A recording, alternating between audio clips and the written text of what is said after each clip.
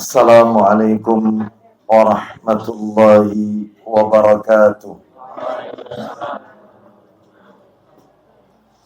Alhamdulillah alladzi bi ni'matihi tatimmus shalihat wa ashhadu an la ilaha illallah wahdahu la syarika lah wa ashhadu anna Muhammadan abduhu wa rasuluh.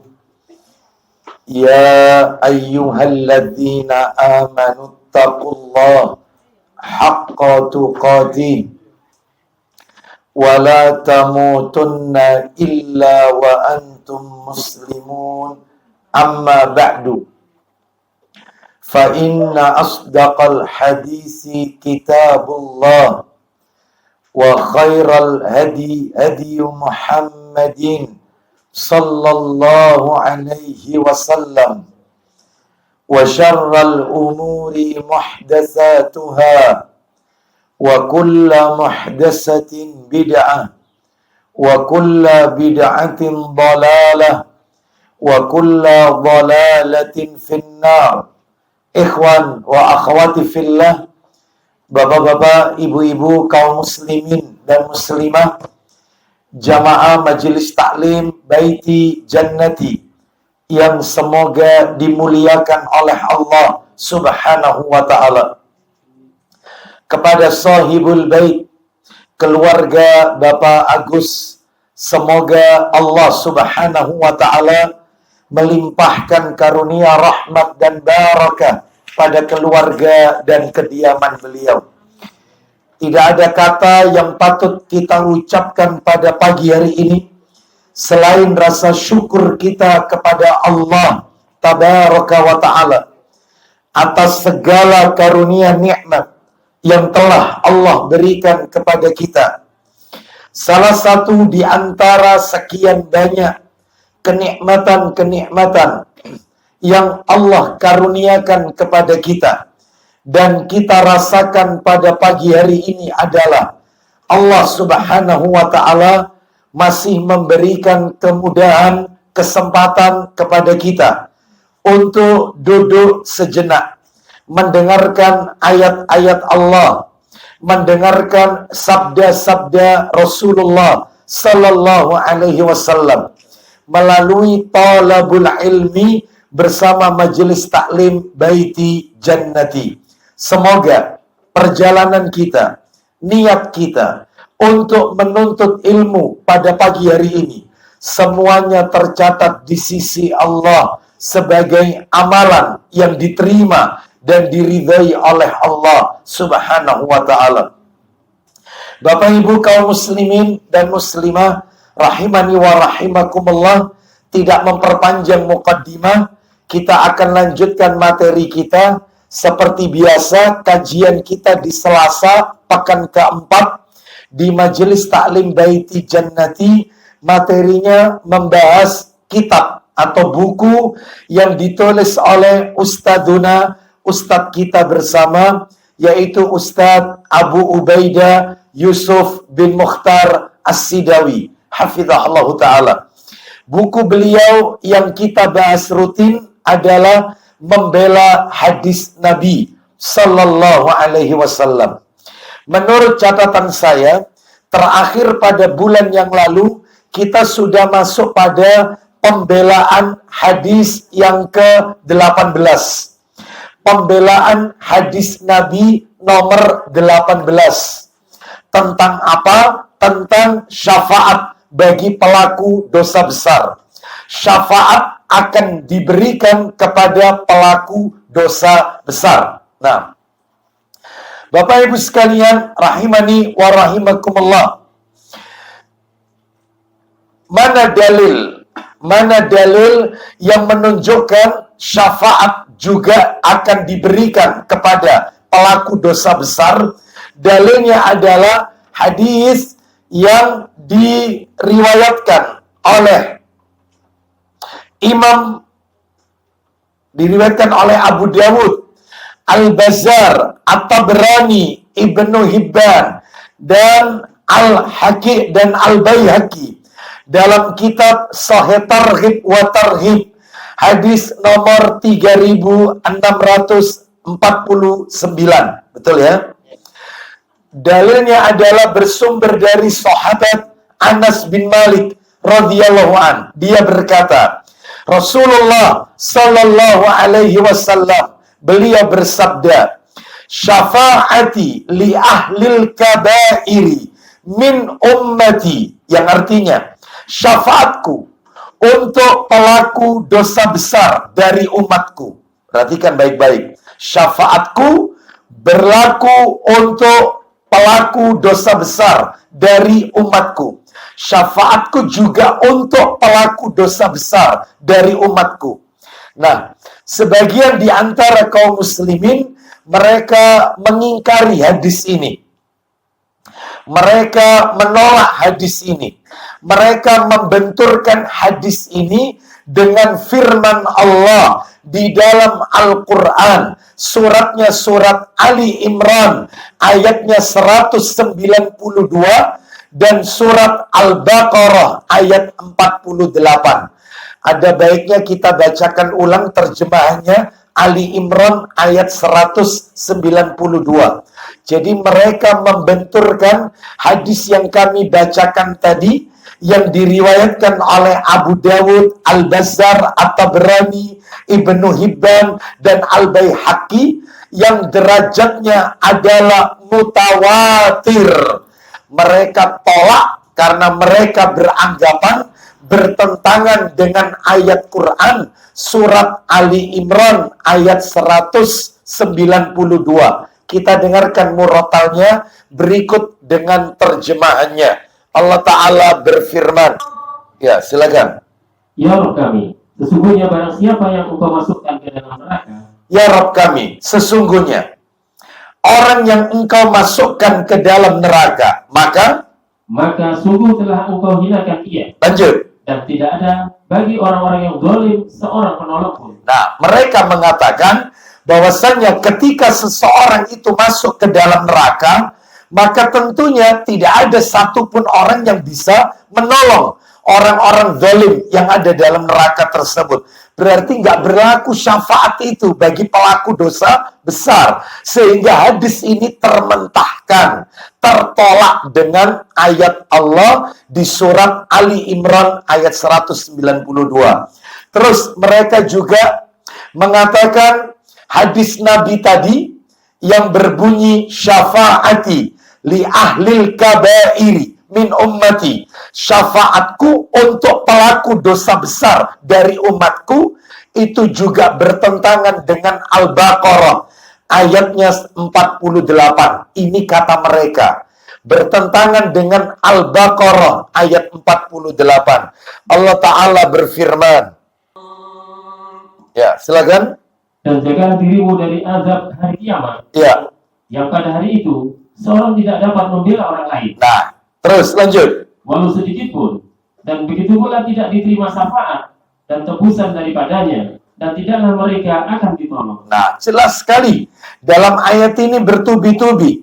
Dan takutlah kalian pada hari ketika tidak ada seorang pun dapat membela orang lain sedikit pun. Sedangkan syafaat dan tebusan apapun darinya tidak diterima. Dan mereka tidak akan ditolong. Nah, mereka mengatakan ayat ini jelas. Sehingga hadis Nabi tadi, syafaatku untuk pelaku dosa besar dari umatku, maka itu adalah hadis yang tertolak karena bertentangan dengan firman Allah Subhanahu wa Ta'ala. Lalu apa jawabannya?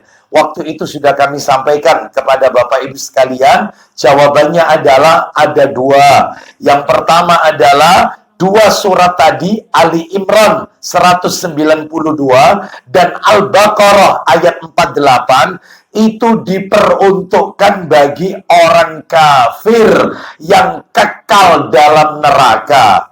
Jadi ya perlu diketahui tentang pembagian manusia kelak di hari kiamat. Sebagaimana yang pernah kami ulang-ulang di majelis taklim Baiti Jannati ini.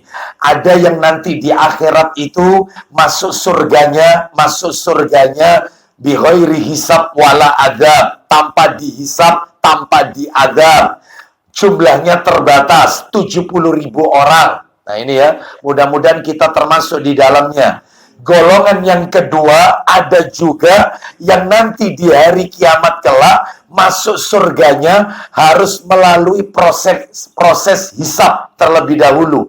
Makanya Nabi mengajarkan kita doa, Allahumma hasibni hisaban yasira. Ya Allah, hisablah diriku nanti di hari kiamat dengan hisab yang baik, yang mudah, yang ringan, seperti itu. Lalu, tapi tetap masuk surga, tapi diaudit dulu amalannya. Yang ketiga, lah ini derajat yang di bawahnya. Na'udzubillah min dzalik. Ada orang itu yang masuk ke dalam surga harus merasakan panasnya api neraka lebih dahulu. Dosanya harus dicuci dengan azab neraka. Tetapi dia tidak masuk kategori kekal. Dia layak untuk masuk ke dalam surga.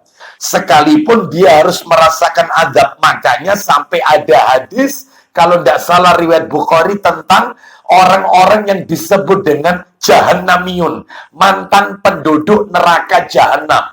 Nah, itu tertulis, itu di tengkuknya, kelihatan. Berarti orang ini pernah mampir ke neraka. Itu Jahannamiyun. Ada hadisnya itu.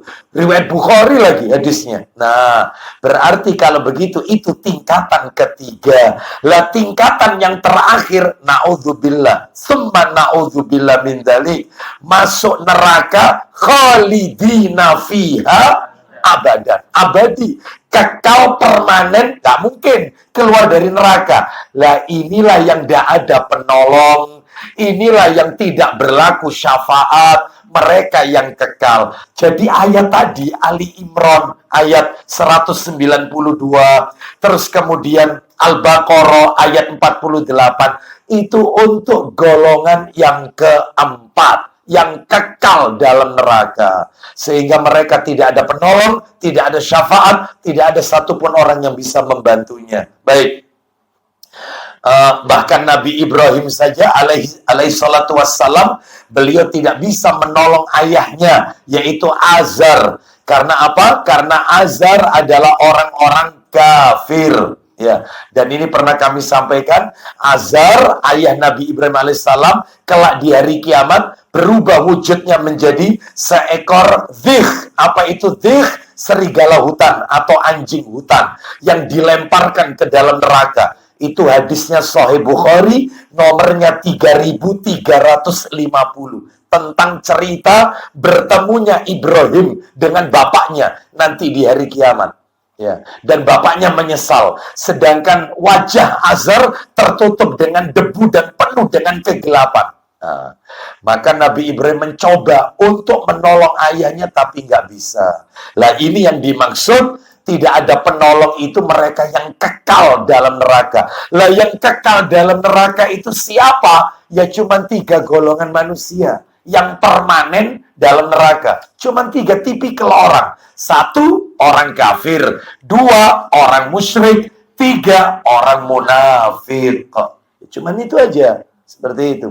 Jadi mereka orang-orang yang masih mentauhidkan Allah, tapi bergelimang dengan dosa. Selama tauhidnya tidak cacat karena dia tidak melakukan syirik, maka dia masih berkesempatan untuk mendapatkan surganya Allah Subhanahu wa taala. Mana dalilnya? Untuk memperjelas, minta tolong Pak Agus Sahih Muslimnya.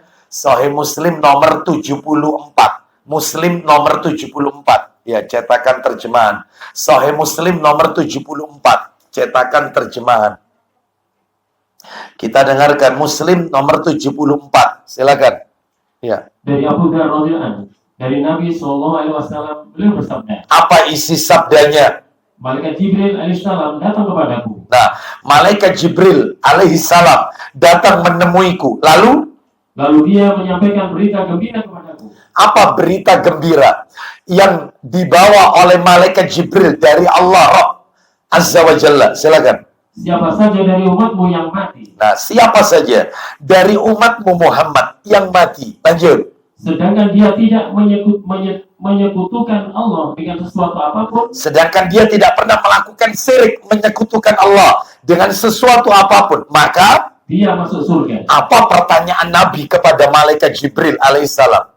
Tanyaku, Ya, sekalipun dia berzina dan mencuri, sekalipun umatku melakukan zina dan mencuri semasa hidupnya, apa kata Jibril alaihissalam? Jibril menjawab, Ya, ya, sekalipun dia berzina dan mencuri. ya, sekalipun dia pernah zina, pernah mencuri, asalkan dia tidak melakukan perbuatan syirik, menyekutukan Allah.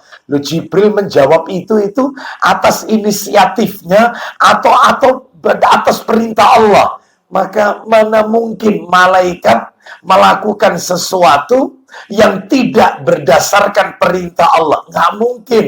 Tidak mungkin malaikat mendahului perkataan Allah. Jadi apa yang disampaikan oleh malaikat Jibril menjawab apa yang ditanya oleh Nabi tadi. Ya, sekalipun umatmu pernah berzina dan mencuri, itu juga datang dari Allah Subhanahu wa ta'ala. Nah, jadi jelas sekali, Bapak Ibu sekalian, rahimani wa rahimakumullah.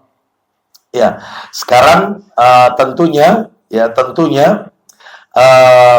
kita akan membahas seputar syafaat. Kalau tidak salah waktu itu seputar syafaat itu sampai yang nomor 3 ya.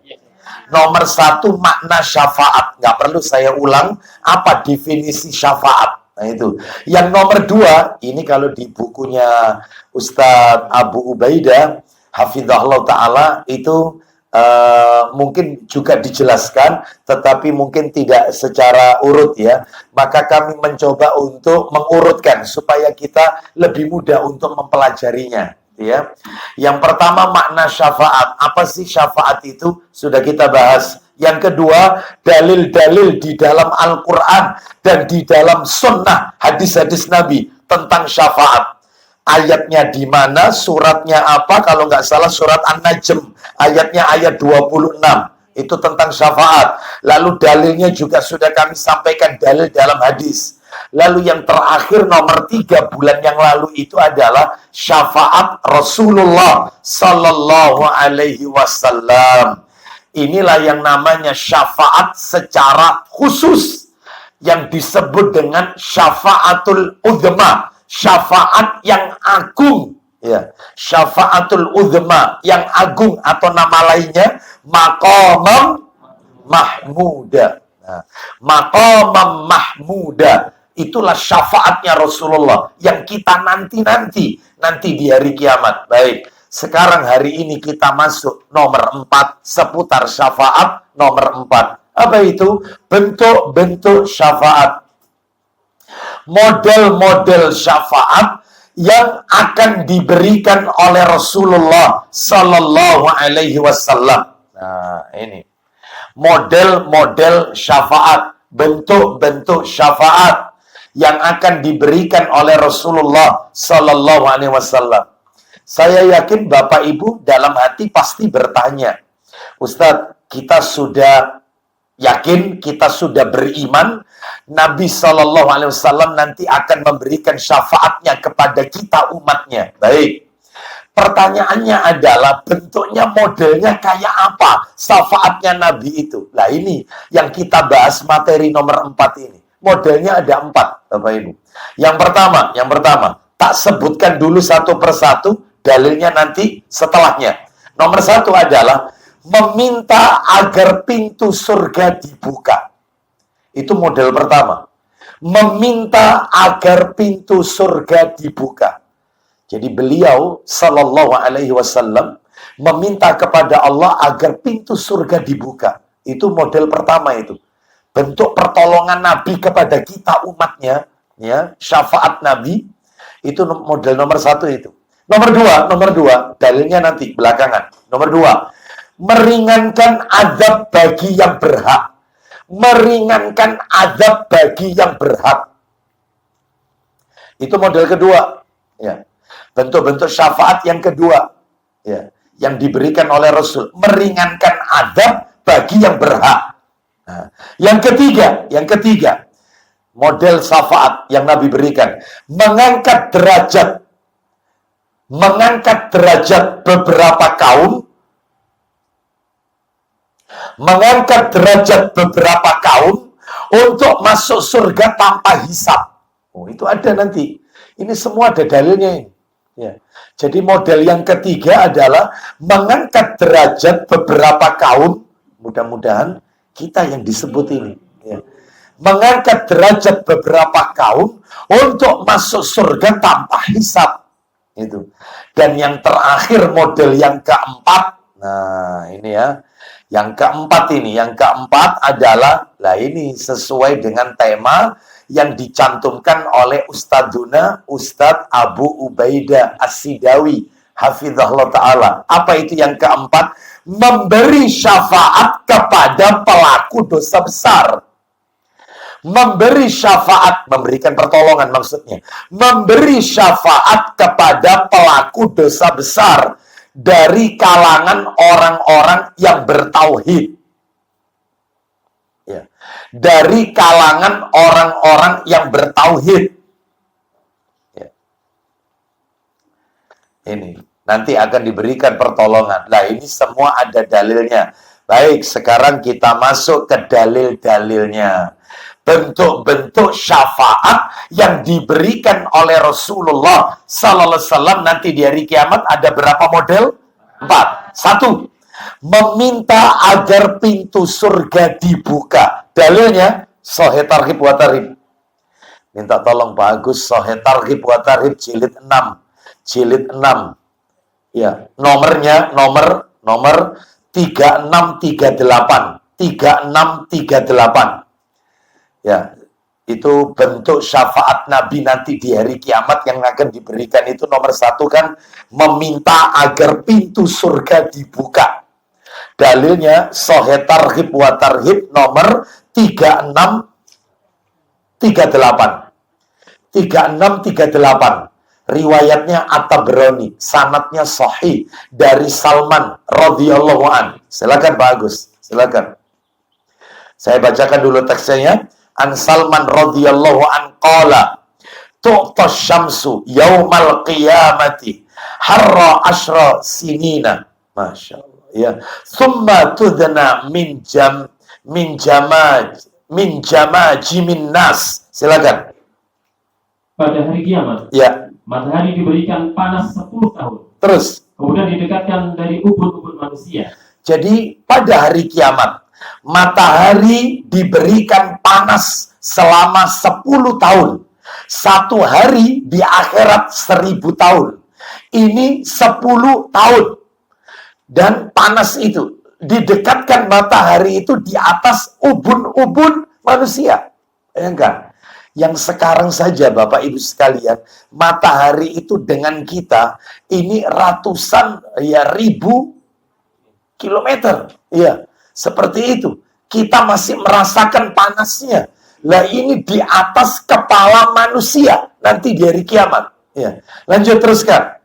Dia berkata. Ya. Lalu beliau menyampaikan hadisnya. Nah silakan. Beliau berkata. Apa kata Nabi Sallallahu Alaihi Wasallam? Lalu mereka mendatangi Nabi SAW dengan menyatakan. Ya. Wahai Nabi Allah. Wahai Nabi Allah. Maksudnya Nabi Muhammad Sallallahu Alaihi Wasallam. Lanjut. Engkau yang diberi karunia oleh Allah. Terus. Dan dia telah mengampuni dosa-dosa semuanya. Lanjut. Baik yang terdahulu maupun yang akan datang. Stop. Mungkin Bapak Ibu bertanya. Berarti Nabi itu Ustadz, dosanya yang lalu maupun yang akan datang, itu sudah diampuni. Iya. Ada dalil pendukungnya. Ada. Nanti dibaca sendiri. Surat Al-Fat, surat nomor 48, ayatnya ayat 2. Surat Al-Fat ayat 2. Surat nomor 48 ayatnya ayat 2. Itu dosa Nabi yang lalu dan yang akan datang semuanya terhapus. Jadi beliau ini maksum, terhindar dari dosa dan maksiat. Ya, jadi setiap nabi dan rasul itu punya al-ismah, kemaksuman, terhindar dari dosa dan maksiat. Sedangkan kita adalah makhluk pendosa. Karena kita tidak punya yang namanya al-ismah, kemaksuman. Nah, lanjut, Pak Agus, silakan. Dan engkau telah melihat keadaan kami, maka berilah syafaat untuk kami, dan mohonlah kepada Rabb-Mu agar diperkenankan. Nah, berilah kami syafaat ya Rasulullah. Dan mintalah engkau kepada Allah agar Allah memberikan izin, memperkenankan syafaatmu. Lanjut, teruskan. Maka beliau menyatakan, Nah, aku adalah sahabat kalian. terus. Lalu beliau keluar menyelidiki antara orang-orang hingga berhenti di pintu surga. Nah, Nabi SAW kemudian lihat, yaitu umatnya nanti di hari kiamat.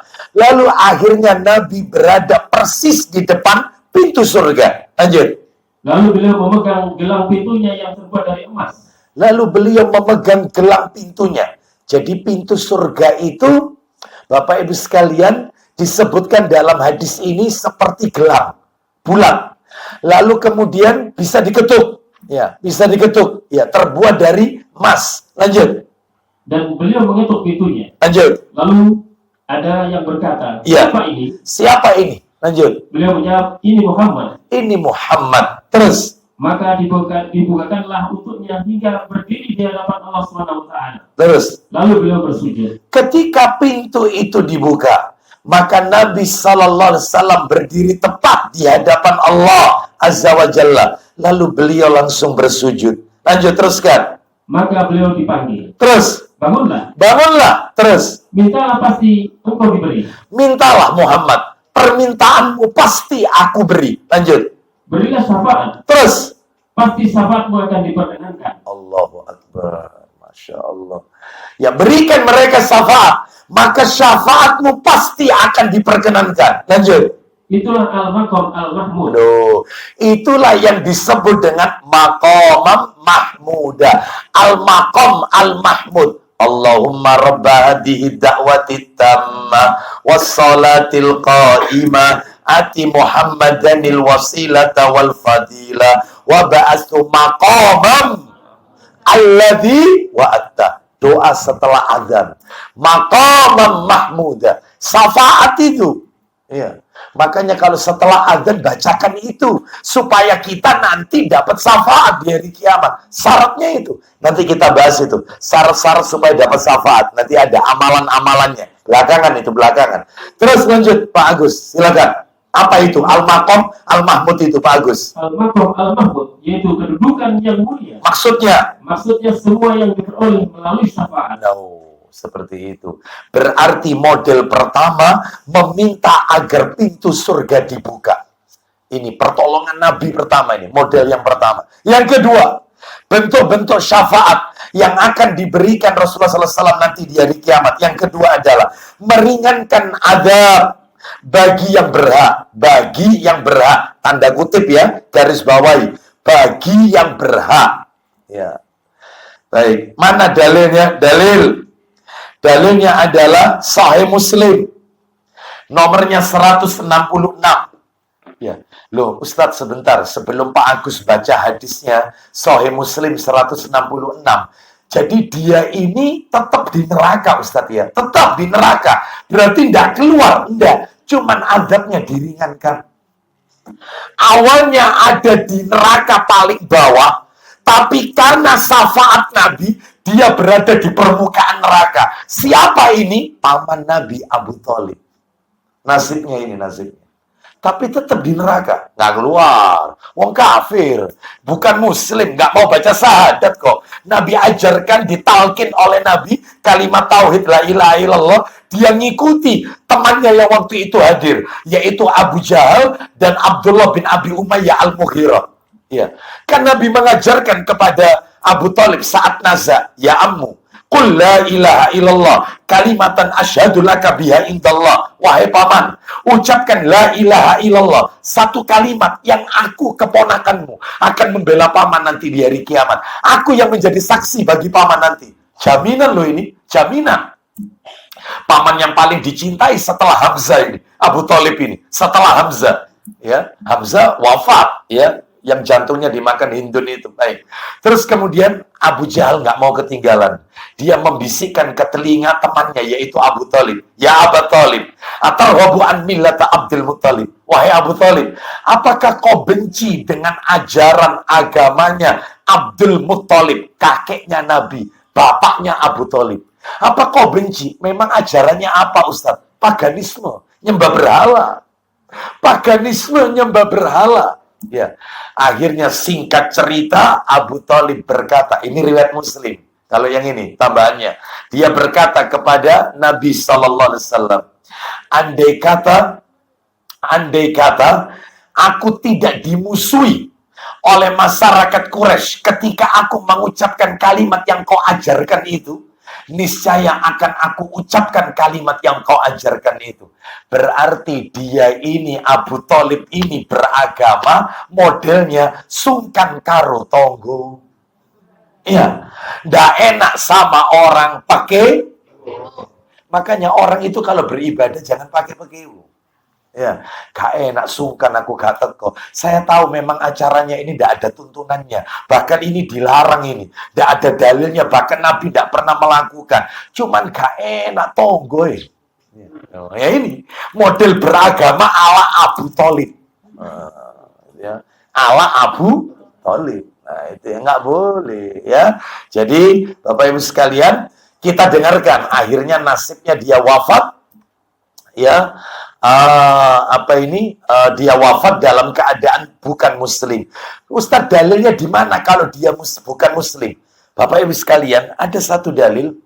Kalau tidak salah itu riwayat Abu Dawud. Sambil saya ingat-ingat ya, itu Ali bin Abi Thalib, anaknya Abu Thalib. Berarti Ali bin Abi Thalib ini adalah sepupunya Rasulullah.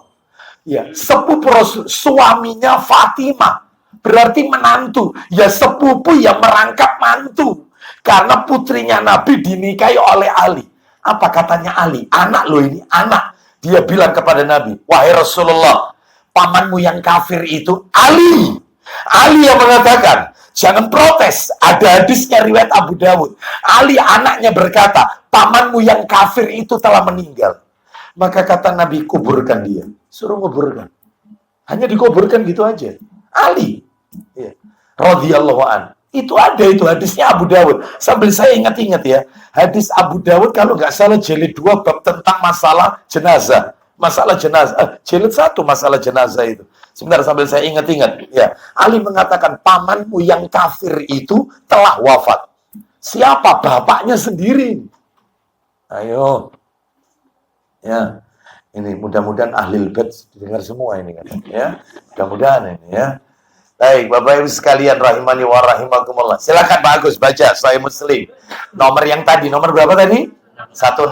Itu nomor aslinya 209. Nomor asli 209. Yang kita baca cetakan terjemahan 166. Silakan, Pak Agus. Abbas bin Abdul Muthalib. Abbas bin Abdul Muthalib. Abbas bin Abdul Muthalib. Ya, ini paman Nabi juga, Muslim. Abbas bin anaknya Abdul Muthalib. Ya, silakan Abbas, silakan. Ia berkata, dia bertanya kepada Rasulullah SAW. Dia bertanya kepada Rasulullah, berarti ponakannya. Rasulullah ini keponakannya Abbas. Lanjut. Ya Rasulullah. Ya. Adakah bermanfaat kepada Abu Thalib kasih sayang dan pembelaan terhadap Anda? Baik. Apa katanya Abbas? Wahai Rasulullah, apakah tidak ada pertolonganmu kepada Abu Thalib? Ya, atas kasih sayangnya dia kepada engkau. Ya. Apa enggak ada? Ya. Apa kata Rasulullah? Nih, perhatikan. Silakan. Rasulullah SAW menjawab. Silakan. Ada. Ada. Apa itu?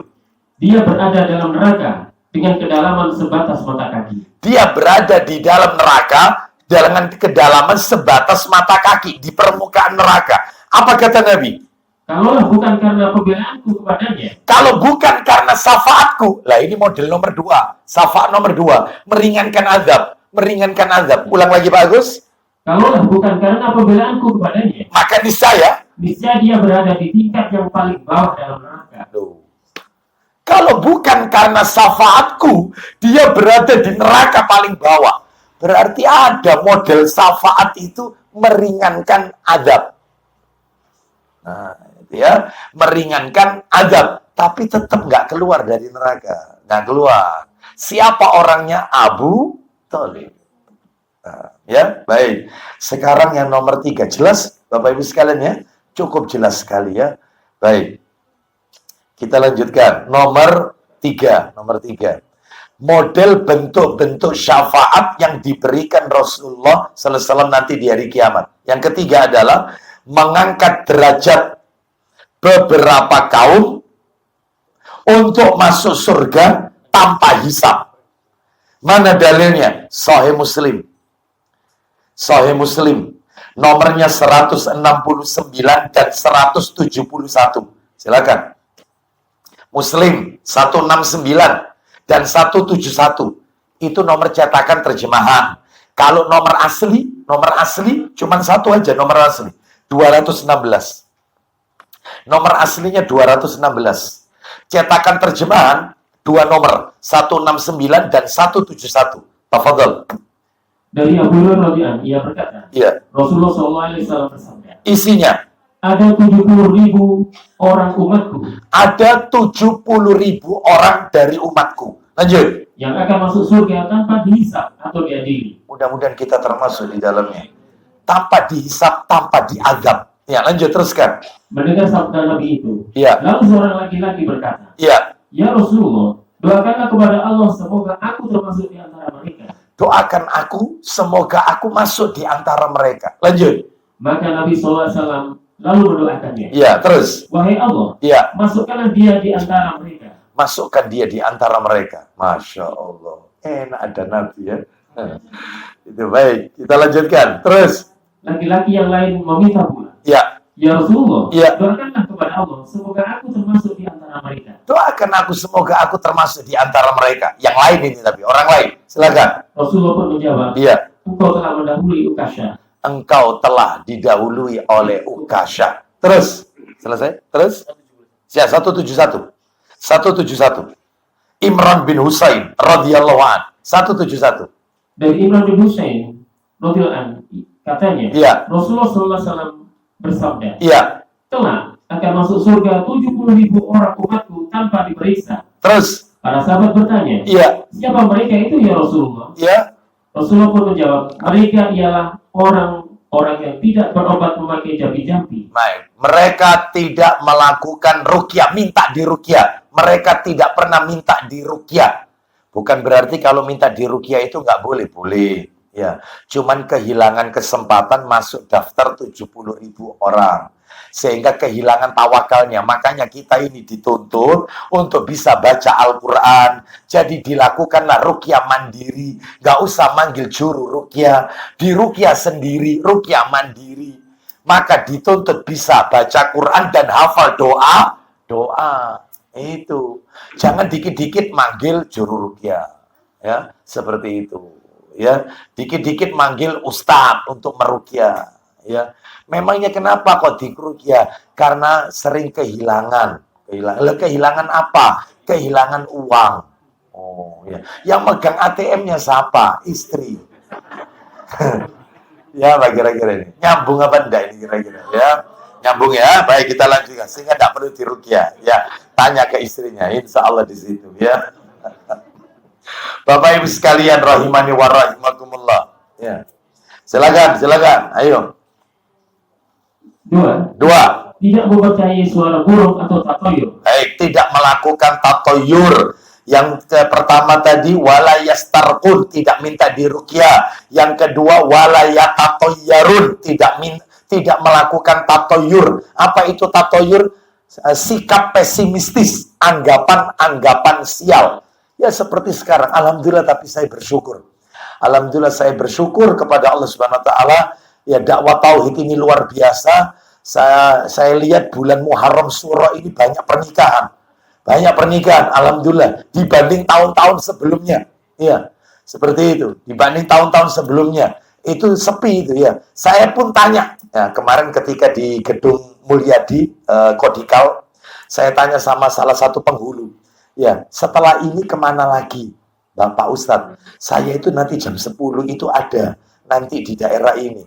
Loh terus, cuman itu aja. Nanti sore ada lagi sama malam. Sekarang itu tidak mengenal suro-suroan. Itu batin saya. Alhamdulillah. Ya Allah berkahnya dakwah tauhid. Wis gak usum. Ya, semua bulan baik, semua tanggal baik. Kalau bisa ditambah lagi. Adakan bulan Suro Muharram tanggalnya 13, jamnya jam 13. Nah, itu ya belum ketemu saya. Ya. Tanggalnya 13 sekalian. Yang katanya angka apa itu? Sial. Jamnya jam 13. Las. Nah, seperti itu. Mesisan gitu loh. Ya. Ini supaya apa? Tidak turun-temurun ini yang namanya tatoyur, anggapan sial dan seterusnya. Sampai ada istilah hari tali wangke di Primbon Jawa. Hari tali wangke, tali ikatan wangke pocong, tali wangke ikatan pocong. Hari sial maksudnya. Hari tiboe gitu loh. Ya. Suami lahir Senin, istri lahir Rebu. Senin ketemu Rebu, gak bisa kaya, miskin terus. Selasa ketemu Jumat, loro-loron, sakit terus. Yang bagus itu katanya Sabtu ketemu Minggu. Dino libur memang. Heran saya. Ya, rekreasi. Ya. Sabtu ketemu Minggu katanya. Loh, itu katanya. Ya. Jadi semua hari baik, semua tanggal baik, semua bulan baik. Lanjut. Terus tidak melakukan tatoyur. Nomor 3, Pak. Nomor 3. 3. Tidak berobat dengan tusukan besi panas atau kain. Walayak tahun, tidak melakukan cos besi panas.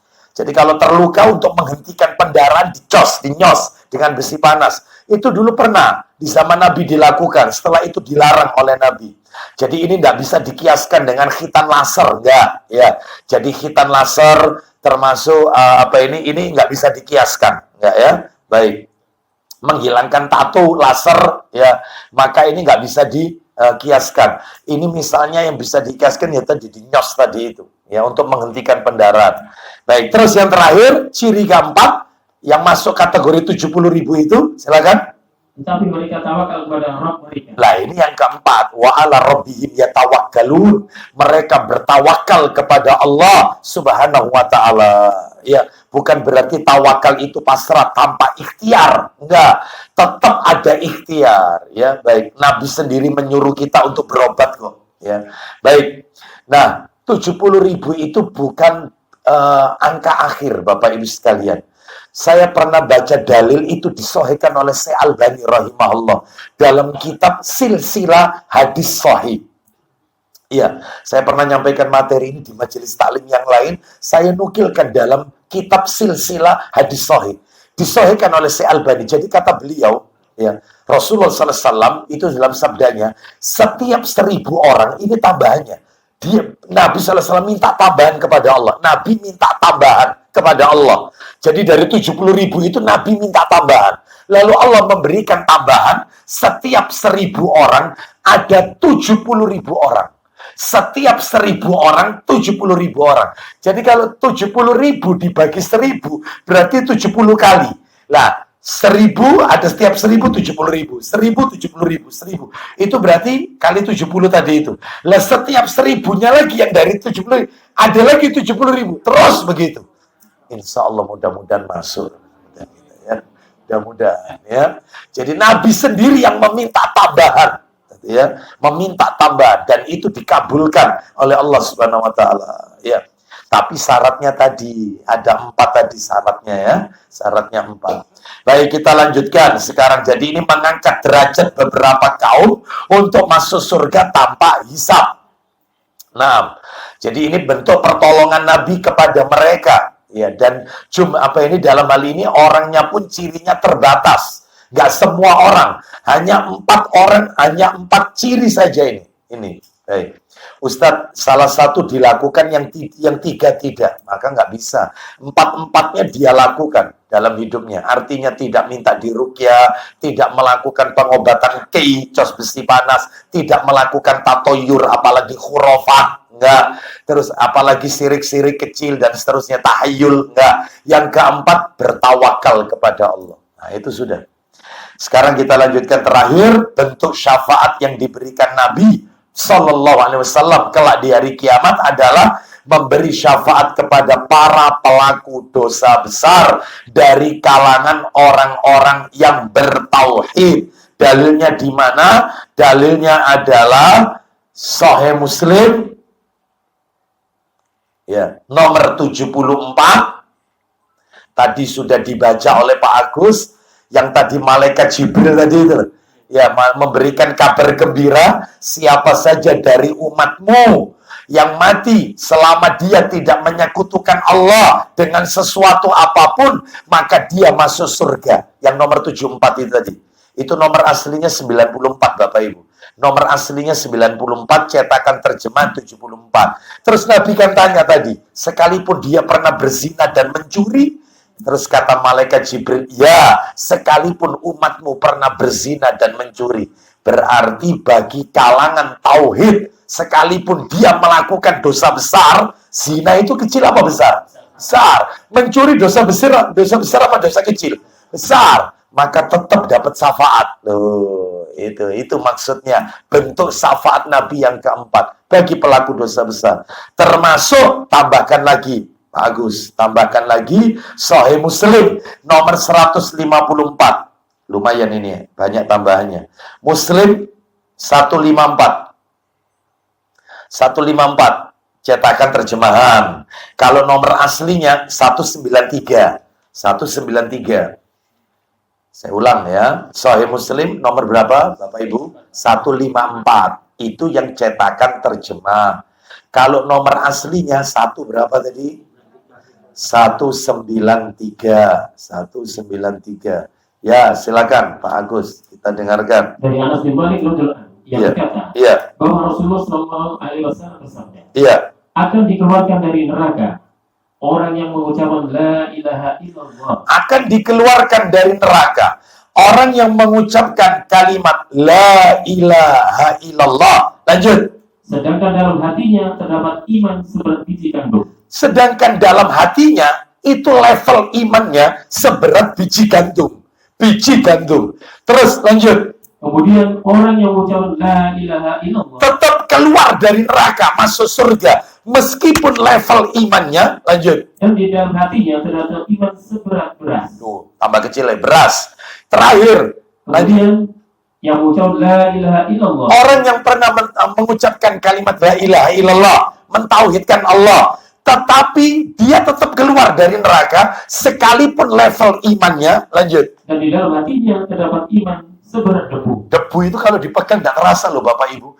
Ustadz, berarti maksudnya apa ini? Saking tipisnya iman, tapi tetap ada tauhid. Kenapa kok saking tipis, kok imannya tipis sampai selevel seperti biji gandum, beras, terakhir debu? Kenapa? Saking banyaknya maksiat, dosa, kejahatan yang dia lakukan sampai imannya menipis, tapi nggak sirik. Dia nggak sirik, mau dilakoni semua. Ya khomer, ya makan, ya zina, makan riba, durhaka sama orang tua. Pokoknya dosa besar dia lakukan. Tapi dia tidak pernah syirik ya. Dia tidak pernah menyekutukan Allah. Tauhidnya masih ada, nggak lepas, nggak kafir tanpa dia sadari. Ya, dia tidak pernah melakukan munafik itikad, enggak. Dia tidak pernah melakukan perbuatan kufur, enggak. Dia tidak pernah melakukan perbuatan syirkul akbar, syirik besar, tidak. Maka dia tetap layak masuk surga. Makanya kata para alim ulama, ini bedanya sama Murji'ah. Ahlussunnah menetapkan bahwasanya al-imanu yazidu wa yankus. Yazidu bit-ta'ah wa yankus bil maksiyah. Iman itu bisa bertambah, bisa drop berkurang. Bertambah karena ketaatan kita kepada Allah dan berkurang menipis karena dosa maksiat. Beda sama Murji'ah. Kalau Murji'ah mengatakan, kelompok Murji'ah, iman itu tidak bertambah dan tidak berkurang. Makanya menurut mereka, fatwa kelompok mereka, orang yang soleh dengan orang yang pelaku maksiat, orang fajir, gemar melakukan maksiat itu fajir, maka imannya sama, selevel. Itu Murji'ah. Makanya betul kata Nabi dalam hadisnya. Nabi sudah katakan, di zaman Nabi sudah ada ini rupanya. Wong Nabi katakan, 2 kelompok dari umatku yang tidak akan masuk ke Telaga Al-Kautsar. Gak bisa dekat dengan aku di Telaga Al-Kautsar. 1 Qadariyah, yang kedua Murji'ah. Qadariyah penolak takdir, Murji'ah yang punya keyakinan imannya orang soleh dengan pelaku maksiat sama. Iman tidak bertambah, tidak berkurang. Wong jelas kok kitabnya ada di samping saya. Sahih Targhib wa Tarhib jilid 4. Bab masalah zina. Itu katanya Nabi, orang itu kalau berzina, orang beriman, ngaku muslim, tapi zina, imannya itu ke atas, naik ke atas, ke langit. Dia bahkan disebutkan di atas kepalanya. Imannya itu keluar imannya, keluar dari hatinya, itu ke atas kepalanya. Kalau dia bertobat, dia tobat berjanji untuk tidak mengulangi kembali, iman itu ditancapkan lagi. Itu dalilnya ada. Berarti kalau begitu pelaku maksiat, maka tidak bisa kita katakan dia orang beriman. Ini bedanya lagi sama Khawarij. Khawarij beda. Ya, Ahlussunnah mengatakan orang yang muslim tapi dia berzina. Muslim mencuri sandal. Habis Jumatan nyuri sandal. Ya, muslim korupsi. Muslim makan riba. Ya, maka dia bukan orang beriman, tapi dia masih Islam karena masih baca syahadat. Karena dia masih sholat. Ya, makanya level muslim itu Islam, iman, ihsan. Muslim orangnya. Muslim, mukmin, muhsin. Islam, iman, ihsan.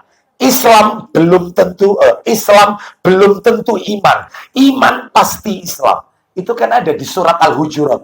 Ketika orang Arab Badui berkata, kami telah beriman. Langsung ditegur oleh Allah. Katakan Muhammad kepada mereka, bahwasanya kalian masih Islam. Karena iman belum ada dalam hati kalian. Belum tertancap dalam hati kalian. Berarti Islam belum tentu iman. Iman pasti.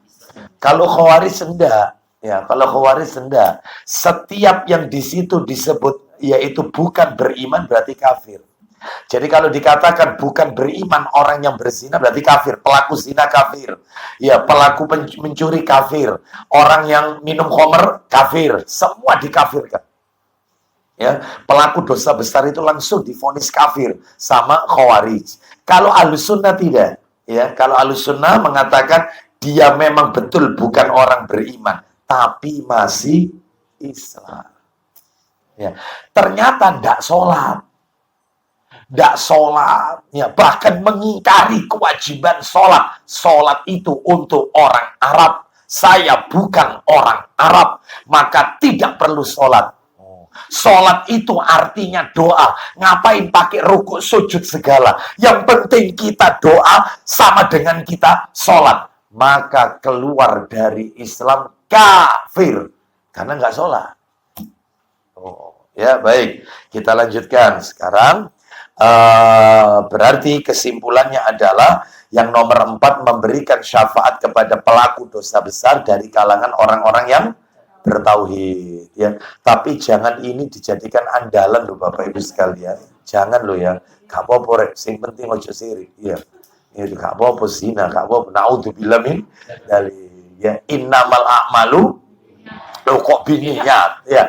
Innamal a'malu bi khawatim. Ya, itu tas dihafal nah.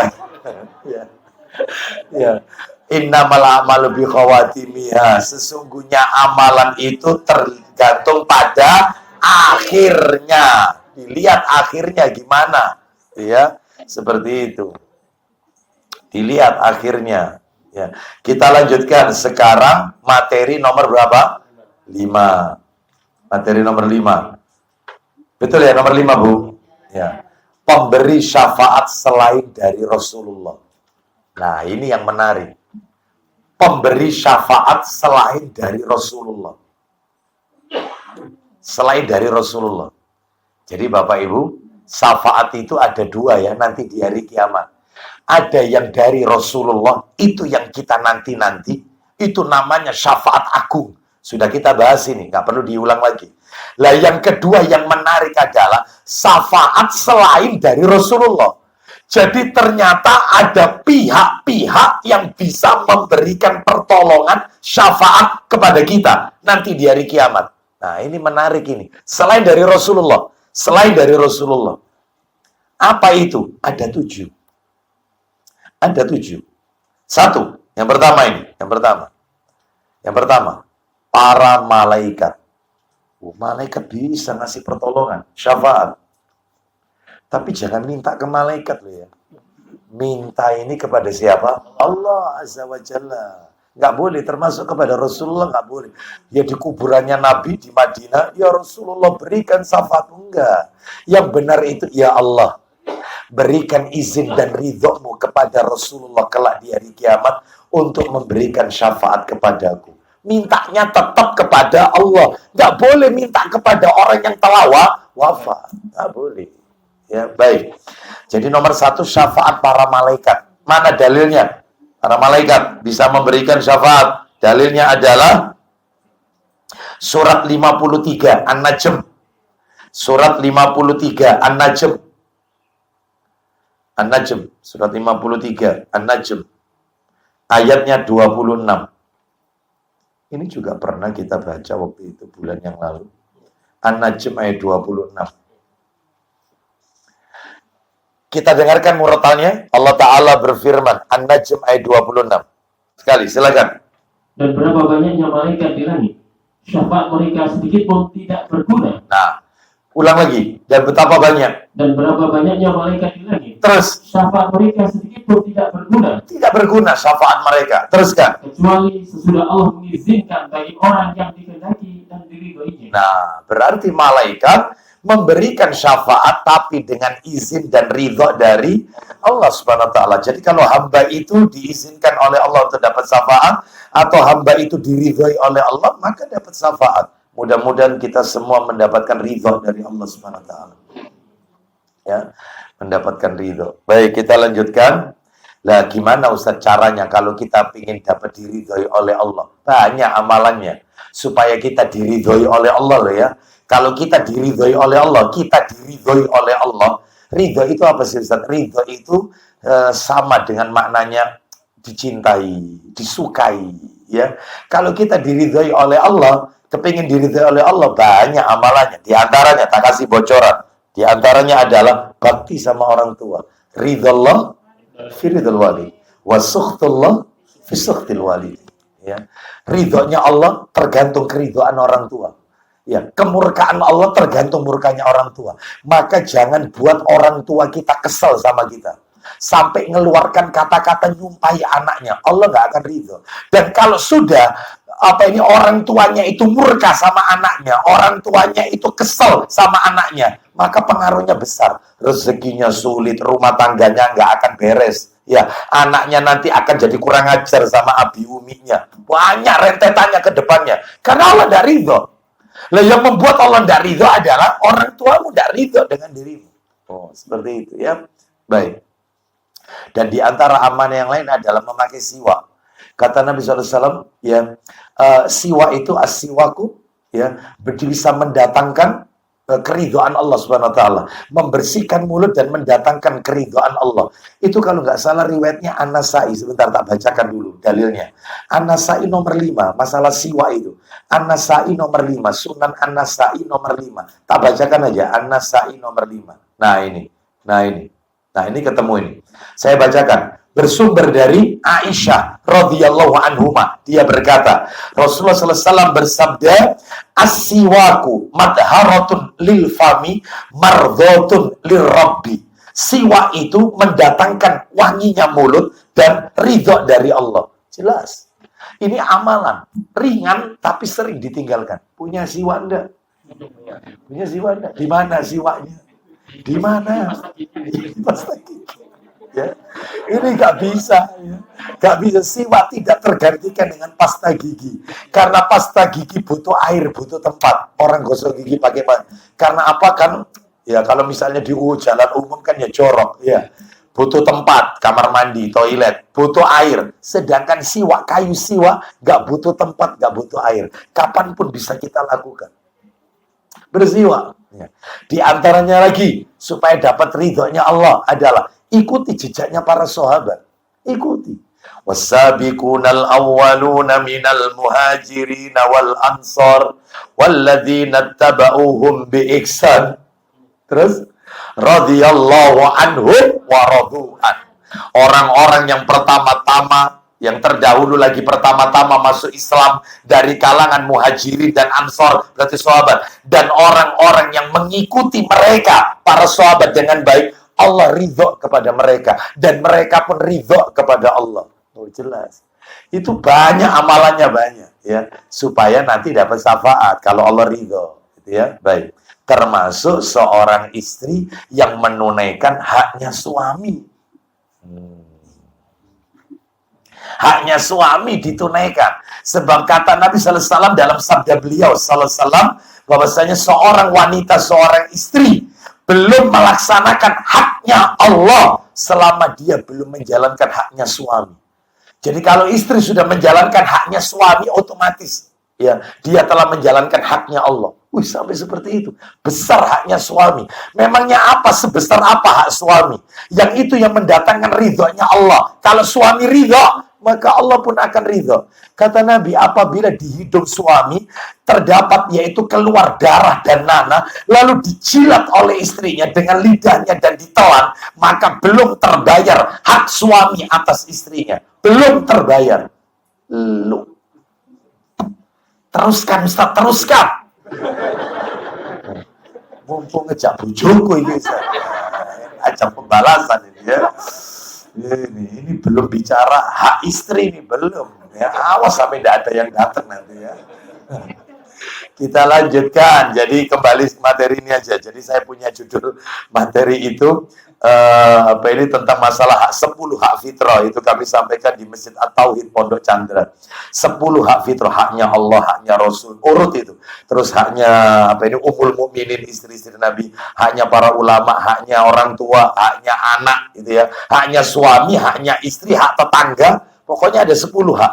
Itu kitabnya Ibnu Utsaimin rahimahullah. 10 hak fitrah. Kita lanjutkan. Jadi nomor 1 tadi syafaat apa itu tadi? Para malaikat. Yang nomor 2, syafaat orang-orang yang beriman. Setiap orang beriman itu bisa ngasih syafaat, Bapak Ibu. Makanya bertemanlah dengan orang yang beriman. Itu. Lah iki koncoane presiden Israel. Oh. Ya. Bertemanlah dengan orang yang beriman. Sama orang beriman jahat dimusuhi. Iya. Itu. Makanya la tusahib illa mu'minan. Wala yaqul ta'amaka illa taqi. Ya, janganlah berteman kecuali orang yang beriman, dan janganlah makananmu dimakan kecuali yang memakan makananmu adalah orang yang bertakwa.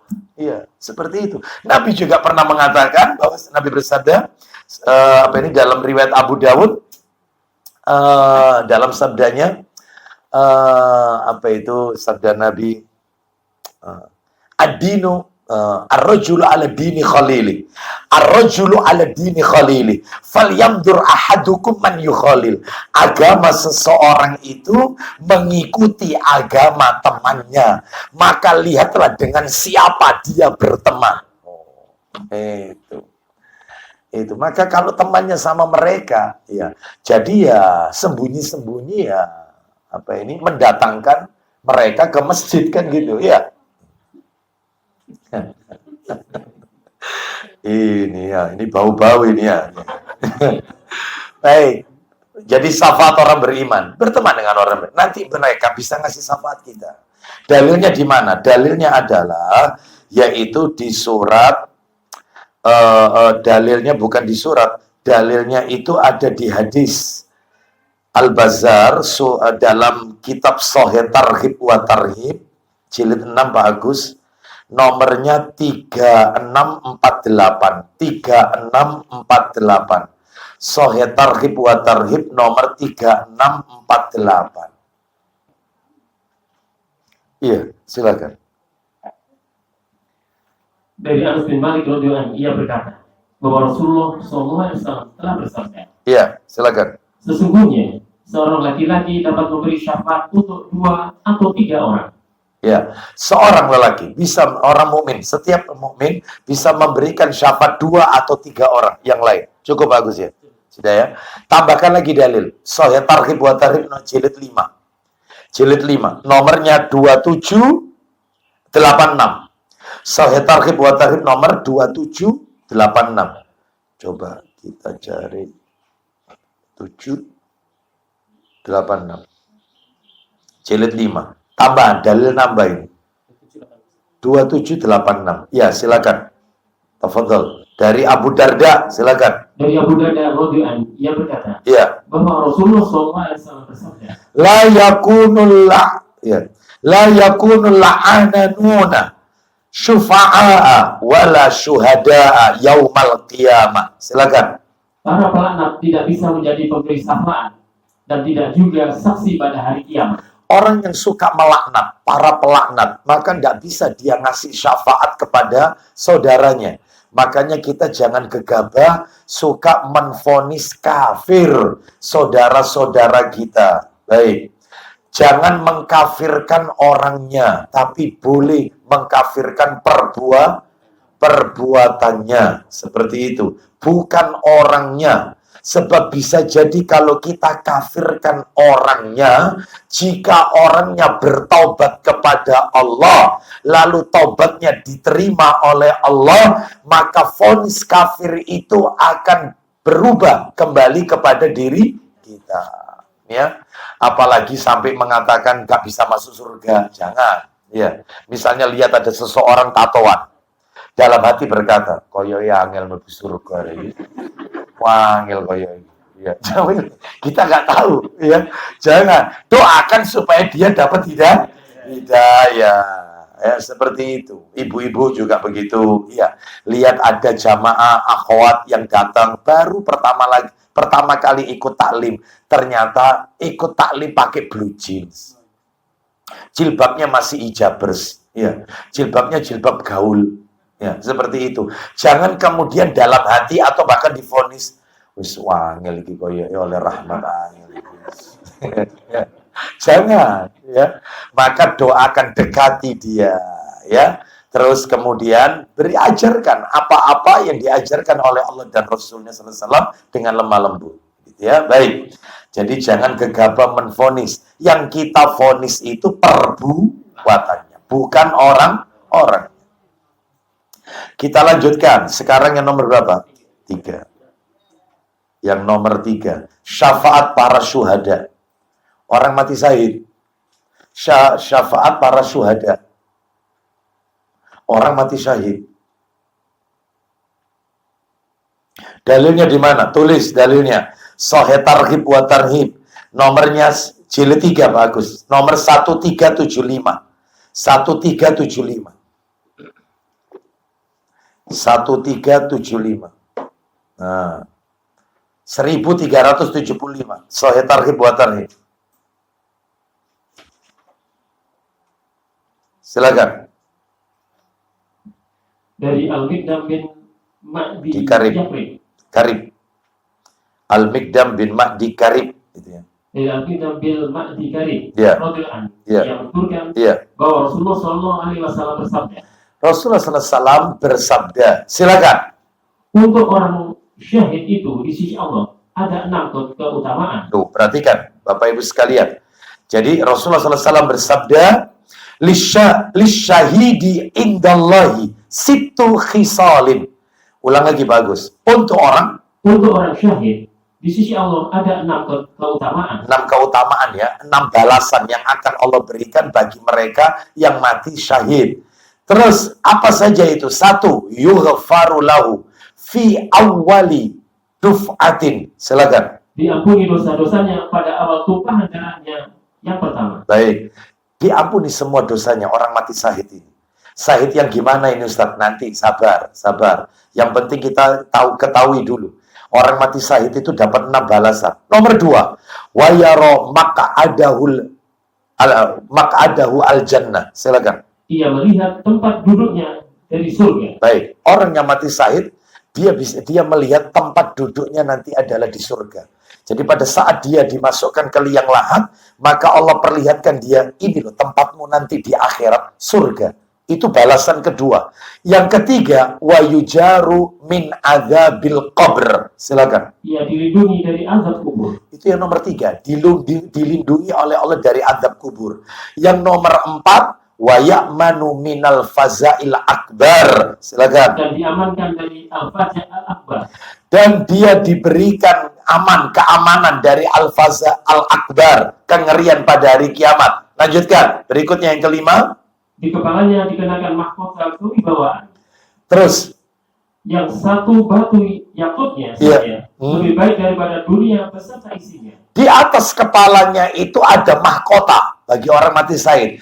Yang mahkotanya itu terbuat dari batu yakut. Satu batu yakutnya itu lebih baik daripada dunia bumi beserta seluruh isinya. Satu batu yakutnya. Lah ini mahkotanya itu terbuat dari batu yakut. Terus lanjut, silakan. Lalu ia dinikahkan dengan 72 bidadari. Masya Allah. Dapat satu saja, alhamdulillah. Ini 72 Bapak Ibu sekalian. Ya, ini 72. Baik. Ustadz ada enggak selain yang mati syahid itu loh Ustadz? Ya, selain yang mati syahid itu loh. Yang dapat bidadari banyak. Ada. Ayo, siapa ayo? Orangnya. Menahan amarah. Itu ada dalilnya. Orang yang suka menahan amarah. Ya, itu dapat bidadari jumlahnya paling banyak itu. Nah, seperti itu. Sabar, betul. Apalagi sama istrinya. Wah, sabar. Ya. Jadi kalau meskipun ini ya, badannya kekar, ya, besar, atletis, wah, itu ya. Ternyata dia marah, tidak sabar. Bukan pendekar.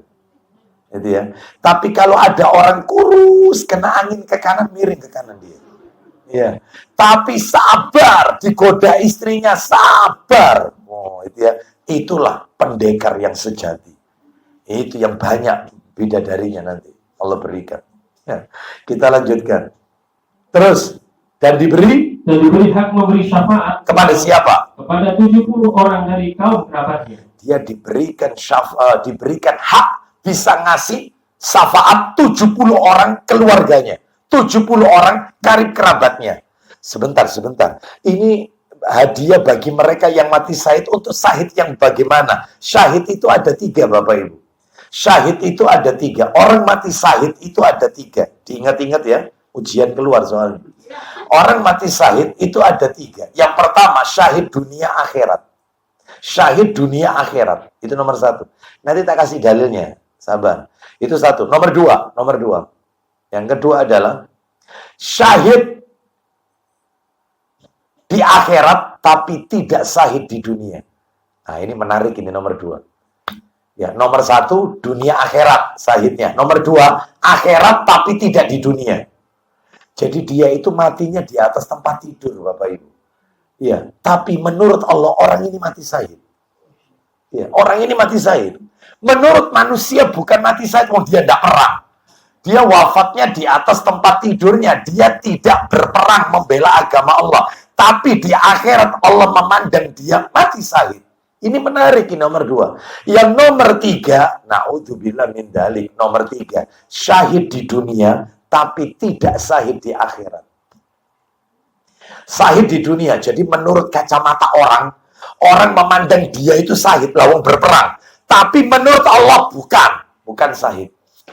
Ditolak oleh Allah. Nah, siapa saja ini nomor 1, 2, dan 3. Dan dalilnya di mana? Saya sebutkan ringkas saja ya. Yang nomor 1 ini syahid dunia akhirat ini adalah orang yang mati syahid membela agama Allah Azza wa Jalla.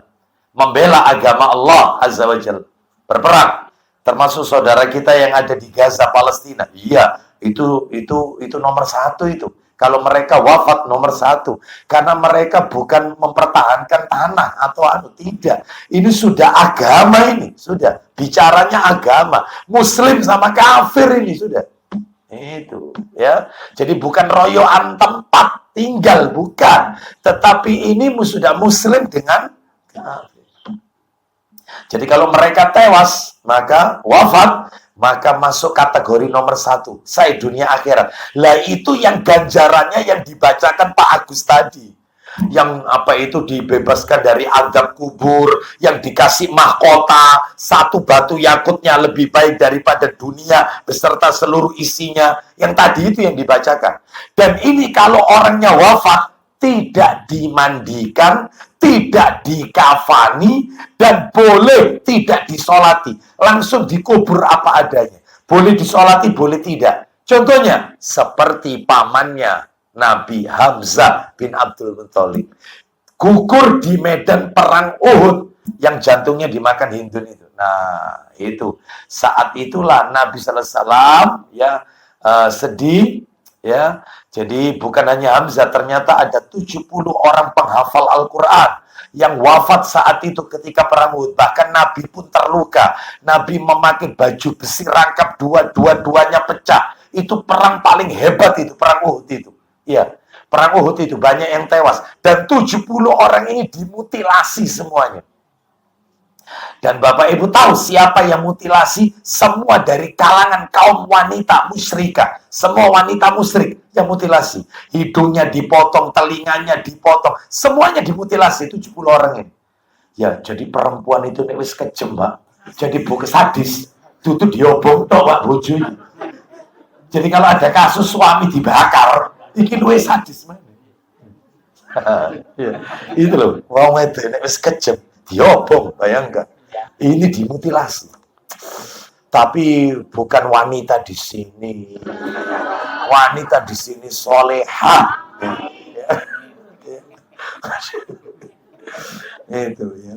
Minimal wanita itu kalau sudah sadis, minimal kalau tidak menyakiti suaminya, minimal getak suami, meneng. Sekali sopopan kencang, meneng. Itu ya. Sampai akhirnya jenggotnya putih sebelum waktu. Sana. Biasanya sudah pensiun kayak gini. Diketai terus habis ini. Iya, sana. Ya Allah, makanya pentingnya punya istri 2 itu ya kayak gini. Kita lanjutkan. Sekarang, ya. Syahid nomor 1 tadi. Dalilnya. Sahih targhib wa tarhib. Yang sahih dunia akhirat loh ya. Sahih dunia akhirat. Dalilnya sahih targhib wa tarhib nomor 1398. 1398. Jilid 3. 1398. Syahid dunia akhirat. Kan mati syahid ada 2. 3. Mati syahid ada 3. Yang nomor 1 kan syahid dunia akhirat. Lah ini dalilnya Sahih targhib wa tarhib nomor 1398. Silakan Pak Agus dibaca. Ayo. Dari Jabir bin Atik radhiyallahu anhu. Ia berkata, sebentar. Berapa 13 berapa tadi? Saya cancel.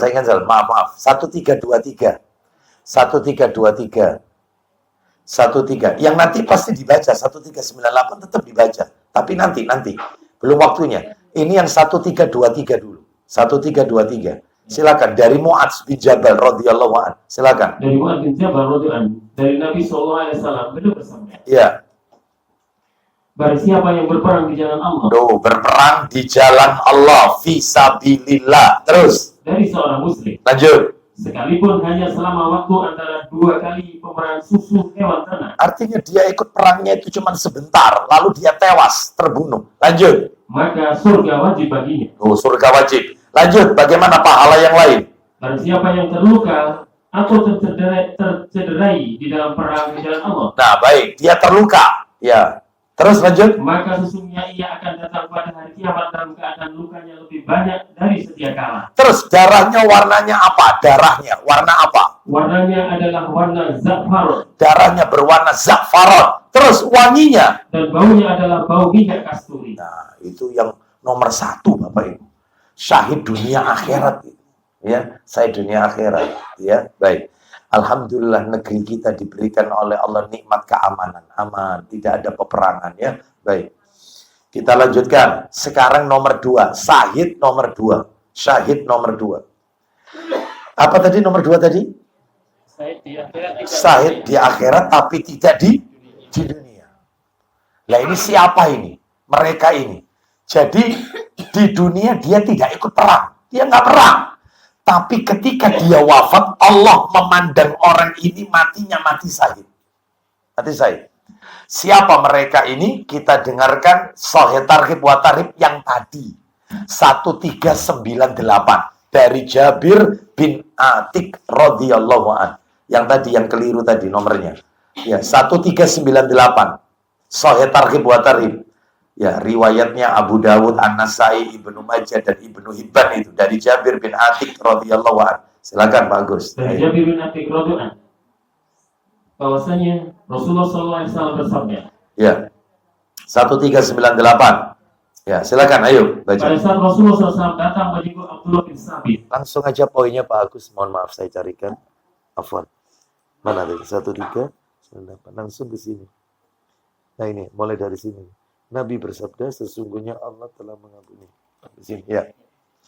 Ya, karena panjang hadisnya, kita ambil poinnya saja, kita pangkas. Silakan. Dari Nabi SAW bersabda. Iya. Sesungguhnya Allah telah memenuhi pahalanya sesuai dengan kadar niatnya. Teruskan. Apa yang kalian anggap sebagai mati syahid? Menurut kalian mati syahid itu gimana? Maksudnya Nabi. Silakan. Mereka menjawab. Iya. Mati terbunuh di jalan Allah. Mati syahid itu Rasulullah, ya mati terbunuh berperang membela agama Allah. Katanya Nabi. Silakan bagus. Maka Nabi SAW bersabda. Silakan. Syahadah atau mati syahid itu ada 7 selain terbunuh di jalan Allah. Nah, kalau syahidnya itu syahid mati terbunuh membela agama Allah, itu syahid dunia akhirat. Nabi mengatakan, tapi ini ada. Dia itu tidak ikut perang, tidak ikut jihad, matinya di atas tempat tidur, ya, seperti itu, atau mati di rumah sakit misalnya kalau bahasa kita, mati di rumah misalnya. Tapi dia dipandang oleh Allah syahid akhirat, tapi syahid tidak syahid di dunia. Lah itu ada 7 orang. Lah 7 orang ini tidak ikut perang, tapi syahid menurut Allah. Itu apa itu Pak Agus? 7 orang itu. 1. Yaitu orang yang mati karena sakit perut. Tuh, sakit perut. Matinya kena penyakit ya perut. Jadi katanya ulama ini sakitnya di wilayah perut. Nah, gitu. Apapun itu. Semua penyakit yang ada di wilayah perut, lambung kah? Ya, apapun itu ya. Kemarin ada yang tanya, Ustadz lah kalau misalnya Ustadz apa ini? Diabetes ya. Lah diabetes itu yang diserang apanya? Pankreas. Lah pankreas itu letaknya dalam anatomi tubuh manusia, letaknya di mana? Dada, perut atau punggung. Kalau memang wilayah perut ya sudah, sekitar itu sudah. Seperti itu. Ustadz meninggalnya karena gagal ginjal. Pertanyaan saya, ginjal posisinya di mana? Sudah gitu aja. Ya, seperti itu. Wallahu a'lam bishawab. Jadi itu ya, apa ini? Silakan penyakit perut, sakit perut. Silakan. Terus nomor 2. 2, yang mati tenggelam adalah syahid. Nah, mati tenggelam. Jangan tidak bisa renang. Bismillahirrahmanirrahim. Ya Allah. Saya niat mati syahid. Ini bunuh diri namanya. Ya. Sangit ini. Ya, pakai gaya batu. Ya. Nggak bisa. Ya, seperti itu. Mati tenggelam. Itu nomor 2. Nomor 3. Yang mati terkena radang selaput dada atau birsam. Nah, mati terkena radang selaput dada. Itu kalau di dalam bukunya Syekh Albani rahimahullah dalam kitab Ahkamul Janaiz, hukum dan tata cara merawat jenazah. Bapak Ibu harus punya buku itu, cetakan pustaka Imam Syafi'i, warnanya hijau, tebal. Itu mulai dari orang nazak sampai terakhir masalah selamatan kematian, tuntas semuanya dibahas. Itu tebal bukunya. Bagaimana cara merawat jenazah yang baik. Ya. Jadi itu disebutkan yang dimaksud radang selaput dada ini kanker. Orang terkena kanker termasuk tumor. Nah itu syahid. Terus apalagi? Mudah-mudahan Allah jauhkan penyakit ini pada kita dan anak keturunan kita. Terus lanjut. Yang mati terkena wabah taun adalah syahid. Baik. Orang yang mati terkena taun. Itu nomor berapa berarti Pak Agus? 4 ya. Mati terkena taun. Taun itu apa? Taun itu penyakit yang sedang mewabah. Taun itu penyakit yang sedang mewabah. Itu namanya taun. Berarti COVID kemarin kalau gitu taun Ustaz. Ulama beda pendapat. Apakah corona COVID kemarin itu taun ataukah tidak? Kalau itu dikatakan taun, kata sebagian ulama, nggak bisa. Karena Nabi pernah bersabda, kota Madinah dan kota Makkah tidak akan pernah dimasuki oleh Dajjal dan taun. Buktinya orang Madinah banyak yang kena COVID. Orang Mekah juga banyak yang kena corona. Berarti kalau taun itu COVID, nggak masuk. Mestinya nggak bisa masuk. Buktinya tetap masuk. Berarti kalau gitu taun itu apa? Saya kok lebih cenderung kepada pendapat yang mengatakan taun itu lepra. Taun itu lepra. Wallahu a'lam bishawab. Taun itu lepra. Ada sebagian ulama mengatakan taun itu lepra. Ada yang juga mengatakan penyakit yang mewabah. Banyak orang tewas gara-gara penyakit itu. Wallahu a'lam ya. Kebenaran hanya milik Allah. Intinya taun. Terus lanjut. Nomor 5. Apalagi yang mati syahid ini, silakan. Yang mati terbakar adalah syahid. Nah, itu ya. Tapi dibakarnya ini mati terbakar. Ini tapi terbakarnya ini bukan karena judi online loh Bapak Ibu. Bukan loh ya, itu loh ya. Nah iya, bukan karena sebab. Jadi semua harus setiap perjalanan hidupnya. Bagaimana? Termasuk mati tenggelam dilihat dulu. Ya, seperti itu. Perjalanan hidupnya gimana? Nggak pernah sholat tapi tenggelam. Enak syahid. Ya, ya nggak bisa lah. Ya. Jadi ini mati. Lah ini tidak, terbakar di red box. Ya. Di mana Ustaz red box? Nggak usah ditanya, sudah lewati aja. Ya, Ustaz kok tahu? Nggak usah tanya, lanjut. Dikasih tahu. Silakan, ayo. Yang mati di bawah reruntuhan bangunan adalah syahid. Mati tertimpa reruntuhan bangunan, termasuk longsor, gempa. Ini masuk kategori. Ya. Jangan tembok mau rubuh ada senggol-senggol. Ya Allah, syahid ya Allah.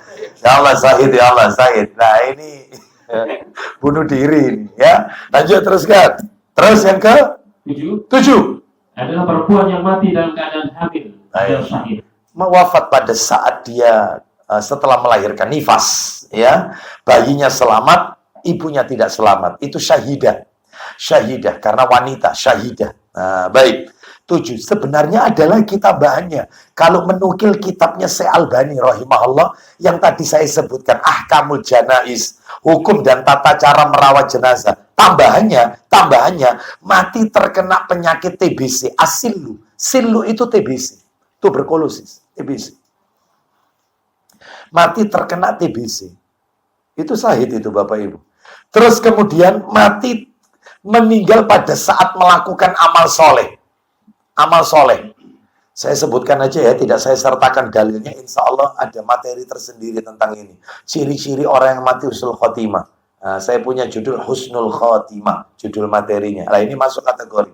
Nah itu orang yang sedang beramal soleh, lagi puasa meninggal, lagi sholat pas sujud meninggal, atau pas mau sholat tahajud jatuh di kamar mandi pas setelah wudhu, atau mau wudhu tujuannya mau sholat meninggal. Ini termasuk syahid karena mau beramal ibadah. Ya terus misalnya lagi pas baca mau taklim di perjalanan kecelakaan, maka ini syahid Bapak Ibu sekalian. Ya, termasuk diantaranya lagi, tambahannya lagi adalah meninggal saat mempertahankan harta dan keluarga serta kehormatan dirinya, kehormatan keluarganya. Dibegal orang, dia tewas mempertahankan hartanya, syahid. Tapi lihat dulu perjalanan hidupnya. Ustadz gimana kalau dibalik Ustadz? Karena dia bisa membela dirinya, dia punya skill ilmu bela diri, sehingga si pencuri, si tukang begalnya ini, itu yang tewas. Sedangkan orang yang dibegal ini selamat. Hartanya selamat. Katanya Nabi, orang yang membunuh dapat pahala, yang dibunuh dia berdosa. Itu kata Nabi. Tapi kalau di negeri kita panjang urusannya. Panjang diproses karena menghilangkan nyawa orang. Itu kalau menurut agama, ya hukum Islam. Makanya di Saudi diterapkan ini. Dicek dalam keadaan apa dia membela diri. Selesai. Dia dapat pahala. Justru yang dibunuh itu berdosa. Oh, itu Bapak Ibu. Ya. Baik, jadi itulah ciri-ciri orang mati. Nah, orang yang tadi dibacakan oleh Pak Agus tadi, itu ketika wafat, ya, ketika wafat tetap dimandikan, tetap dikafani, disolati, lalu dimakamkan. Tapi dia menurut Allah syahid. Menurut manusia bukan syahid. Di dunia bukan syahid, tapi di akhirat dia syahid. Itu maksudnya. Lah yang nomor 3, na'udzubillah min dzalik, syahid di dunia, tapi tidak di akhirat. Siapa mereka ini? Pak Agus, Sahih Muslimnya dibuka, nomor 1859. 1859. 1859. Ya, Sahih Muslim 1859. 1859. Silakan. Ya, kita dengarkan, silakan. Ya. Dari Abu Hurairah radhiyallahu anhu ia berkata. Ya, silakan. Nabil bin Qais al-Hazami, seorang penduduk Syam, ya, bertanya kepadanya, "Wahai Tuan Guru." Wahai Tuan Guru. ajarkanlah kepada kami hadis yang Anda dengar dari Rasulullah SAW. Iya, silakan. Beliau menjawab. Apa kata gurunya? Yaitu Abu Hurairah radhiyallahu anhu. Silakan. Baik. Aku mendengar Rasulullah SAW bersabda. Isinya, yang pertama saja bagus. Silakan. Orang yang pertama-tama dihadiri kelak di hari kiamat. Siapa? Ialah orang yang mati syahid. Loh, kaitan materi kita ini. Kaitannya materi kita. Terus lanjut. Orang itu dihadapkan ke pengadilan. Terus. Lalu diingatkan kepadanya nikmat-nikmat yang telah ia peroleh. Ternyata? Maka dia mengakuinya. Ternyata, lanjut. Lalu dia bertanya, apakah yang kau berbuat dengan nikmat itu? Padahal Allah Maha tahu. Allah bertanya, Allah tidak menguji kejujuran orang ini. Apa yang sudah kau lakukan dengan nikmat yang sudah aku berikan kepada dirimu? Lanjut, kata orang ini. Orang itu menjawab, aku berperang untuk agama Allah, sehingga aku mati syahid. Aku berperang membela agamamu, ya Allah, sehingga aku mati syahid. Apa katanya Allah, Pak Agus? Allah berfirman, engkau berdusta. Bujuk, katanya Allah. Dusta kamu, kadang. Kenapa? Sesungguhnya engkau berperang supaya dikatakan gagah berani. Nah, menurut kacamata manusia, orang ini berperang membela agama Allah. Tapi hati manusia yang tahu Allah. Makanya jaga keikhlasan hati itu susah, Bapak Ibu sekalian. Untuk jadi orang ikhlas itu susah. Iya, wong setiap kita ini yang tahu Allah isi hati kita. Ada yang taklim betul-betul kepingin nuntut ilmu untuk mengikis kebodohan yang ada dalam dirinya. Masya Allah, ada yang niat taklim karena sumpah di rumah. Ada, iya. Ada yang niat taklim di Baiti Janati ini supaya karena kepingin ketemu sama relasi bisnis atau ketemu sama teman lama. Oh, seperti itu. Ada yang macam-macam tujuannya, niatannya. Dan itu yang tahu Allah. Bahkan senyum kita kepada saudara kita, itu menurut orang lain. Oh, Masya Allah, orang itu suka senyum. Sama orang itu, Masya Allah, suka senyum. Tapi senyum itu dibagi-bagi. Ada senyum sinis. Itu siapa yang tahu? Allah. Ya. Mesem opo, isi hatinya. Itu yang tahu siapa? Allah. Makanya dalam hal ini menjaga hati ini istiqomah supaya ikhlas itu susah, Bapak Ibu sekalian. Ya, baik. Jadi intinya lanjut Pak Agus, teruskan jalan ceritanya. Karena dia berperangnya bukan karena Allah, karena ria, ingin disebut orang yang gagah berani ketika berperang. Lanjut. Dan gelar itu telah engkau peroleh. Terus lanjut. Kemudian dia disuruh diseret dengan muka tertelungkup. Lalu dilemparkan ke dalam neraka. Mati syahid ternyata masuk neraka. Ya, dan ini kalau dilanjutkan masih panjang kan Pak Agus? Kesimpulannya. Karena hadisnya masih panjang. Ada 3 orang yang pertama kali masuk neraka. Jadi Bapak Ibu kalau pengen tahu siapa penduduk neraka pertama kali nanti di akhirat, 3 orang. Pertama kali sebelum yang lain masuk neraka, 3 orang ini masuk neraka. Yang pertama orang mati syahid, yang kedua qori, ahli baca Quran termasuk ustaz yang suka nyampaikan ilmu agama, yang ketiga orang kaya raya dan dermawan. Loh kenapa? Kesimpulannya mereka 3-tiganya riya, ingin disanjung orang, ingin dipuji orang, gelarnya ingin diketahui oleh banyak orang. Ya, gelarnya. Gelar tertinggi itu gelar yang diberikan oleh masyarakat, Bapak Ibu sekalian, Al-Amin. Ya. Al-Amin itu ngalang-ngali LC, MPD, MHI, ya. Ngalai profesor, dokter, Al-Amin. Rasul itu gelarnya apa? Al-Amin. Gelar tertinggi masyarakat itu adalah Al-Amin. Manusia yang dipercaya. Bayangkan itu. Ya. Oleh karena itu maka kembali ke materi kita, bahwasanya pihak-pihak yang bisa memberikan syafaat nanti di hari kiamat selain dari Rasulullah siapa tadi? Nomor 1 siapa? Para malaikat. Yang nomor 2 orang-orang yang beriman. Yang nomor 3 para syuhada. Baik, para syuhada. Saya tambahi 1 lagi, kita tutup kajian kita. Nomor 4 sekarang. Saya tambahi 1. Yaitu anak-anaknya orang-orang yang beriman yang wafat di saat masih kecil. Keguguran. Ya, tapi sudah ditiupkan ruh. Anak-anaknya kaum mukminin yang wafat saat masih kecil, belum balik, masih kecil. Itu nanti anak ini akan nunggu orang tuanya. Ya, dan dia akan ngasih syafaat ke orang orang tuanya. Kalau orang tuanya itu Muslim. Kalau misalnya ini anaknya orang kafir, meninggal waktu bayi, sedangkan bapak ibunya non-muslim, kafir. Gimana Ustadz? Ya nggak bisa. Karena orang kafir ada di neraka kekal untuk selamanya. Kholidina fiha abadan. Nggak bisa. Ya. Terus anak ini Ustadz masuk di mana Ustadz? Anaknya orang kafir ini. Kan dia ini nggak tahu apa-apa. Ya. Ada beberapa riwayat, ada yang mengatakan dia termasuk penduduk surga, ada yang mengatakan dia harus diuji dulu oleh Allah, diuji oleh Allah Azza wa Jalla. Termasuk orang yang idiot, ya, termasuk orang gila, itu nanti diuji oleh Allah Azza wa Jalla. Ya, diuji apa ujiannya Allah? Masuklah kalian ke dalam neraka. Masuklah kalian ke dalam neraka. Maka mereka yang diuji ini salah satunya adalah idiot. Wahai Allah, bagaimana aku bisa belajar agama dengan baik? Ulang mulai kecil aku ini idiot. Gak bisa belajar. Satu. Yang kedua, orang yang tuli, ya. Tuli, tidak bisa mendengar. Bagaimana aku bisa mendengarkan ayat-ayat? Mulai kecil aku ini tuli, ya Allah. Bagaimana aku bisa belajar agama dengan baik? Aku buta, aku tuli, dan seterusnya. Bagaimana? Sudah. Yang lain juga berkata, yaitu mereka yang hidup di daerah terpencil, yang nggak ada nabi, nggak ada rasul. Di satu daerah yang nggak ada ustadz datang ke situ. Jadi dia nggak tahu Islam itu apa. Ya, ini dia juga berkata, bagaimana aku bisa belajar Islam dengan baik, sunnah-sunnah nabimu. Lawang tidak ada ustadz yang datang kepadaku. Aku hidup di zaman fatrah, zaman tidak ada kerasulan, tidak ada nabi, tidak ada ustadz. Ada terus apa? Aku nggak tahu agama.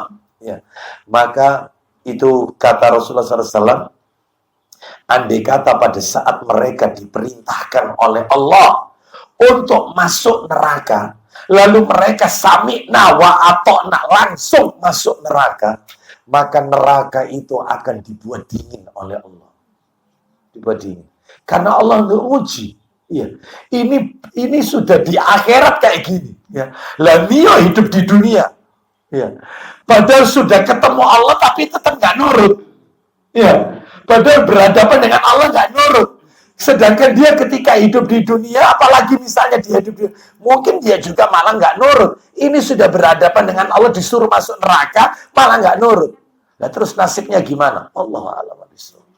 Hanya Allah yang tahu. Ya, hanya Allah yang tahu. Ya, tapi yang jelas riwayatnya saya diuji dulu oleh Allah, diperintahkan. Bahkan Nabi mengatakan, andai kata mereka nurut masuk neraka, diikuti apa katanya Allah, maka niscaya neraka itu akan dibuat dingin oleh Allah. Sayangnya mereka tidak mentaati Allah Azza wa Jalla. Ya, seperti itu. Diuji dulu oleh Allah. Ya, sebelum masuk surga, diuji dulu oleh Allah Azza wa Jalla. Wallahu a'lam bishawab. Baik, mana dalilnya? Syafaat anak-anak kaum mukminin. Dalilnya adalah, yaitu Sahih Muslim nomor 2263. 2263. Cetakan terjemahan itu, 2263. 2263. Ya, 2263.